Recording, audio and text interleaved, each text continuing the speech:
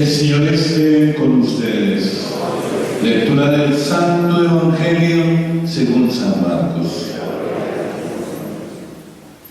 En aquel tiempo Jesús y sus discípulos entraron en Cafarnaúm, y cuando el sábado siguiente fue a la sinagoga a enseñar, se quedaron asombrados de su doctrina, porque no enseñaba como los escribas, sino con autoridad.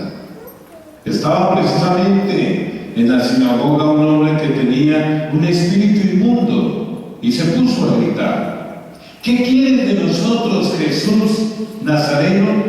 ¿Has venido a acabar con nosotros? Sé quién eres, el Santo de Dios. Jesús le increpó: cállate y sal de él. El espíritu inmundo lo retorció y dando un grito muy fuerte salió. Todos entonces se preguntaban estupefactos: ¿qué es esto? Este enseñar con autoridad es nuevo. Hasta a los espíritus inmundos les manda y obedecen. La fama de Jesús se extendió enseguida por todas partes, alcanzando la comarca entera de Galilea. Palabra del Señor. Tomen asiento, por favor. Hoy nosotros, indudablemente, que uniendo un poco lo que es el hecho de haber tenido una nueva oportunidad, yo sigo siempre y creo, estoy convencido que uno a diario dice: esta es una nueva oportunidad. Y esto me lleva a mí a tener que revisarme interiormente, porque si es una nueva oportunidad, quiere decir, como en el amor nuestro lo mostramos muchas veces: ¿por qué todavía yo tengo que hacer algo acá? Por eso estoy acá. Por eso, cuando yo ya haya hecho lo que tengo que hacer, me voy a tener que ir. Y él es el que me dice cuándo, pero mientras tanto me da la oportunidad. Y si yo la tengo que saber asumir. ¿Y cómo la asumo? La persona de fe siempre tiene que mirar aquí, en estos criterios, la respuesta a su pregunta: ¿por qué? ¿Para qué estoy en este mundo? La persona de fe se encuentra con esa respuesta. Y hoy nosotros, ante el hecho mismo de estar todavía aquí y de haber podido venir para escuchar al Señor, recojamos la respuesta y miremosla un poquito en orden a lo que ha sido nuestra vida espiritual, para mirar a ver hasta qué punto hemos compaginado con Él, o a partir de este instante qué es lo que yo tengo que corregir para poder compaginar con lo que Él me pide dentro de esta adhesión que Él ha hecho conmigo por medio del bautismo, para que con Él seamos constructores del reino. Porque ese es el sentido que tiene la adhesión, ese es el sentido que tiene el llamado. Vengan conmigo, que yo quiero ser los pescadores de hombres, decía el domingo inmediatamente anterior. Vengan conmigo, vengan, escuchen, atiendan. Y ahí que, mis queridos hermanos, la motivación especial de este domingo indiscutiblemente nos exhorta a identificar entonces a los profetas del Señor, aquellos que, habiendo sido elegidos por Él, hablan ante la comunidad con autoridad. Y es entender que ahí es donde cada uno tiene que ubicarse, porque es de hablar con autoridad. No necesariamente es hablar fuerte, duro, ni gritar, ni imponer la voz, digámoslo también de esa manera, sino es realmente hablar siendo coherentes, siendo consecuentes entre lo que decimos, entre lo que pensamos y entre lo que estamos haciendo. Y ahí está la gran falencia del católico. El católico no es coherente. Una cosa digo y otra cosa hago. Y ahí es donde comenzamos precisamente a truncar los proyectos de Dios, cuando yo no soy coherente. Y así por eso actúa Moisés en un momento dado, y así también demuestra a Jesús quién es, con su coherencia de vida, con su actitud. Y en ese testimonio que da la persona coherente es como ayuda a otros a fortalecer su propia fe. Por eso la invitación pues es clara: mantenernos fieles a nuestros principios cristianos, mis queridos hermanos, revelados por el Señor mismo, conservar la fidelidad a la palabra que Él nos dirige cada vez que nos encontramos con Él en la celebración, siendo ejemplares con nuestro proceder, revelando nuestra autoridad al hablar que nos escuche va a darse cuenta que habla alguien quien tiene autoridad, porque efectivamente lo ven actuando con autoridad. Esa tiene que ser la vida de nosotros, de un padre de familia, de un bautizado, de un joven, hablar con autoridad dentro del ambiente de los mismos jóvenes. Y la autoridad consiste en: yo soy joven como tú, pero no comparto lo que tú haces muchas veces. Eso es autoridad. Yo estoy con ustedes, pero no me puedo comportar como ustedes se comportan. Ahí se está haciendo luz, se está haciendo realmente levadura.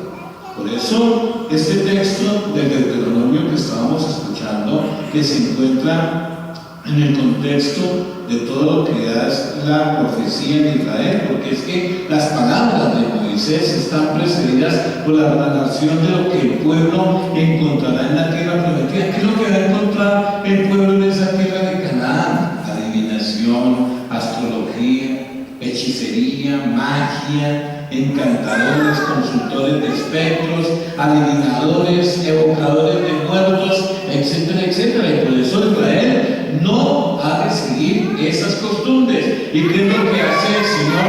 Previendo lo que su pueblo podría llegar a encontrar, el Señor lo que hace es suscitarle, en este caso muy claro, surgir en medio del pueblo un profeta como Moisés, y a él es el único a quien deben escuchar, y el Señor confirma a Moisés. Y por eso notemos a partir del mismo Moisés que la profecía no es algo que uno se pueda atribuir por sí mismo, sino que es un don de Dios para el bien del pueblo, de la comunidad creyente. Y es así que cuando el Señor mismo entiende que necesita quien le colabore para mantener a ese pueblo dentro de los criterios y el camino, suscita a los profetas, los consagra. Pueblo sacerdotal, pueblo de profetas, consagrados mediante la unción con el crisma, para que en medio de sus hermanos sean sacerdotes, profetas y reyes. Todos nosotros estamos llamados por el Señor para que fungamos como profetas, para que hablemos en nombre del Señor, para que nuestro testimonio ayude a las generaciones más jóvenes en adelante a asumir un proyecto basado en algo bien especial. La autoridad con que hablamos nosotros deja entrever que lo que hablamos y lo que queremos procede de la voluntad de Dios.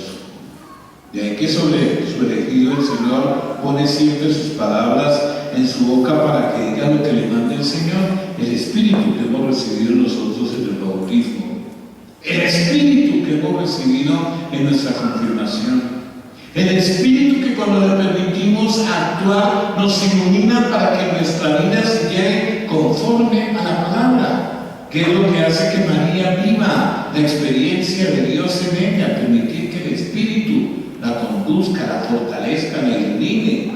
Y por eso cuando ella sale en camino al encuentro con su prima, lo hace sabiendo que ella lleva al autor de la vida, y por eso ella va y comunica con su vida, con su testimonio, con su autoridad. Y la autoridad de María consiste en haber acogido la palabra y haber permitido que la palabra se encarnara en ella. Y por eso cuando Isabel descubre a María, descubre en ella la presencia del autor de la vida. Por eso el profeta, como enviado del Señor, tiene autoridad en sus palabras, y por eso quien no escuche las palabras que él pronuncie en nombre del Señor tendrá que dar cuentas a Dios. Que eso es lo que pasa cuando un padre de familia habla a su hijo, cuando orienta a su hijo, pero su hijo no le escucha. El hijo tendrá que alguna vez reconocer delante de Dios que lamentablemente desperdició la oportunidad de percibir el amor de Dios en aquella voz de su padre, de su madre, que le estaban orientando en el camino de la vida. Y ahí es donde nosotros tenemos que encontrarle sentido a la necesidad precisamente de enseñar como quien tiene autoridad. Por eso la segunda lectura que el día de hoy nosotros la debemos tomar con el criterio que es el servicio misionero al Señor, lo que nos debe mover a actuar tal como Pablo mismo lo ha llegado a vivir, porque Él desearía que todos se entreguen sin preocupaciones, sin divisiones ni distracción alguna al servicio del Señor, pero no por eso condena o rechaza otros modos de vida, para nada. Pablo no quiere hacer eso. Pablo no quiere llegar precisamente a criticar al que se casó y aplaudir al que no lo hizo. No, aquí lo que él quiere que nosotros entendamos es que servir al Señor sin preocupaciones tiene que ser para nosotros algo bien interesante, bien importante. Como casados, como solteros, como aquellos que hemos optado por un estilo de vida, pero que todos tengamos claro que debemos servir al Señor en el papel que estemos jugando, y que eso es importante, y Pablo lo quiere resaltar. Y por eso, cuando nosotros vemos a Jesús actuar con tanta autoridad, que la palabra de Él se diferencia de la que predican los expertos, entre comillas, en la sinagoga, ellos carecen de autoridad, no predican de tal modo que sea la palabra de Dios la actuante en medio de la comunidad, que eso es lo que más cuesta entender al Señor en un momento dado, porque Él critica siempre a aquellos fariseos, a aquellos quienes, en lugar de mirar la palabra, la voluntad de Dios como algo bien especial, de acogerlo, lo que han hecho es precisamente manipular esa palabra. Le han colocado tantos artículos a esa palabra, a esa voluntad de Dios, que hacen como una carga pesada para los demás,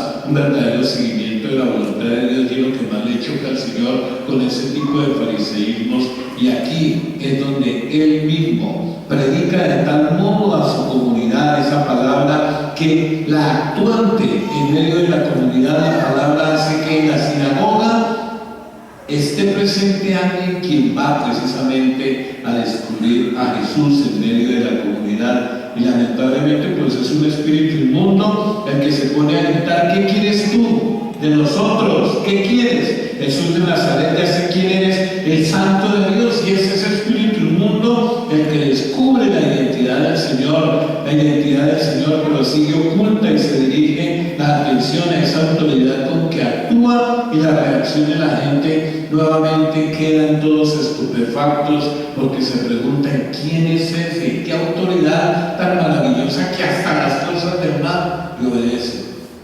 Ante esa autoridad, las cosas del mar se doblegan. Esa es la autoridad que procede de Dios. Esa es la autoridad. El criterio con que nosotros actuemos, que debe ir siempre impregnado del amor de Dios, y el que hace posible que efectivamente la forma de hablar y de actuar, que sea igual que la de Jesús, deja a la gente ante la presencia de Dios, que descubren de alguna manera que Dios ha vuelto su mirada hacia ellos, que es lo que nosotros tendríamos que hacer con nuestra manera de actuar, llena de autoridad, llena de amor, llena de caridad. La gente tiene que descubrir quién es Dios a través de la actitud que nosotros mostremos ante el comportamiento que tengamos, sobre todo para con aquellos a quienes nosotros podamos beneficiar. Por eso, mis queridos hermanos, viviendo la vida normal en el mundo, la vida que nos ha tocado, debemos esforzarnos por superar la incoherencia, superar ese divorcio entre fe y vida, recomponiendo precisamente la vida familiar, cotidiana, en el trabajo, en el ambiente comunitario, esa unidad de vida que en el Evangelio encontramos inspiración y fuerza para realizar en plenitud. Eso es lo que tenemos que hacer. Eso es, o ahí está la respuesta a esta oportunidad que el Señor nos ha dado en el día de hoy, porque así es como evangelizaremos con la autoridad de Jesús, porque nuestra vida personal y comunitaria hará que quien nos observe se pueda interrogar también como se interrogaron aquellos quienes observaron a Jesús, que digan de nosotros: ¿por qué son así? ¿Por qué viven de esa manera? ¿Qué es o quién es el que nos inspira? Y así es como nosotros lograremos acercar al que esté alejado, fortalecer al que esté realmente un poco dudoso, y de esa manera cumplamos con esta consagración que cada uno tiene por el bautismo, para ser constructor y partícipe del reino. Amén.